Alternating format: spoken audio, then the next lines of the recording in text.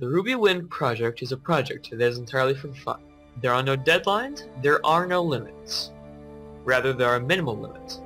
And I am open to ideas anyone gives me. People are often afraid to approach business people, and I don't want to be seen like that. I had a similar idea,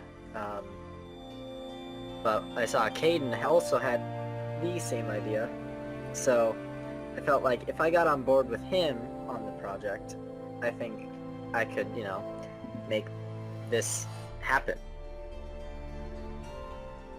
The Wind project is a fun one. I often find myself running around my home like a mad scientist whenever I have an idea for the project. It's really quite interesting to see what I can come up with. Basically, the concept art, we had a lot of trouble looking for someone to do concept art, and I kind of knew somebody who could help us, and it took maybe a week before I finally convinced her to get at least two of the main characters completed. Their concept art came out really nicely, and then I did concept art for one of the other characters, and then one of our other other producers also worked on concept art, and then we just kind of looked at them and we're like, these could work.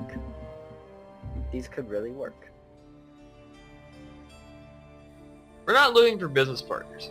We're looking for friends that are willing to help with a non-profit fun project. If you want to join us, our Discord is in the YouTube's description. The unique styling is something that we debated for a long time. Then we finally settled for the Phoenix Reich visual novel look. It was very quite underused to my surprise, and we wanted to use it because, well, it looks good. While I don't have a particular script written as of now, I'll probably get around to making it maybe during the summer. The choice to perhaps start at the Fall of Beacon is probably going to be a smart one. It's to remove any possibility of unwanted continuity errors. We want to try and make it as true to the original as we possibly can. The designing of my character, Cobalt Wind, is quite the interesting one. I wanted a character that seemed more childish than Ruby. I feel like that would make him seem a bit more relatable in ways. So I wanted him to be small, cute, adorable, and just a ton of adorableness. A ton of fun. Elian Dawn's character is kind of a little bit more mature than the other ones, and he's also a little bit more scarred, because he kind of watched a lot of bad things happen in his family. And by bad, I mean like Adam Taurus cutting off Yang's arm kind of bad. Because he watched a lot of his loved ones die. And the way he looks kind of influences what he's been through. So the fact that he has a very Skrillex-like haircut is because he feels like he should distance himself. And his outfit was initially going to start off as bright white and green colors, but I kind of switched over to more of a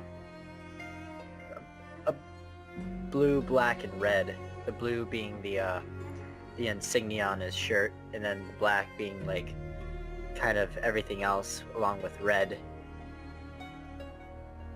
And he's kind of just, not a very talkative kind of guy, but once you kind of befriend him and once you kind of, get to know him and he kind of starts trusting you, then he kind of starts, opening up. And you kind of start to feel for him.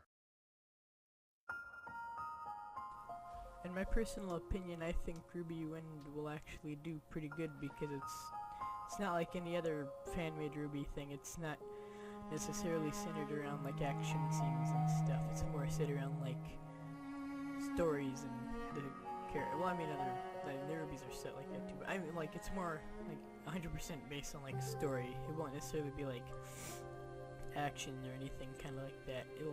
It'll definitely be different. So I mean, I could definitely see it going either way, but hopefully it'll go the good way. RWBY Wind is full of potential. It's early in development, but it already has quite a following on various Discord servers I frequent. I share accomplishments and art. I feel like this is going to bloom into something beautiful and entertaining. Fun for laughs and just having a good old time.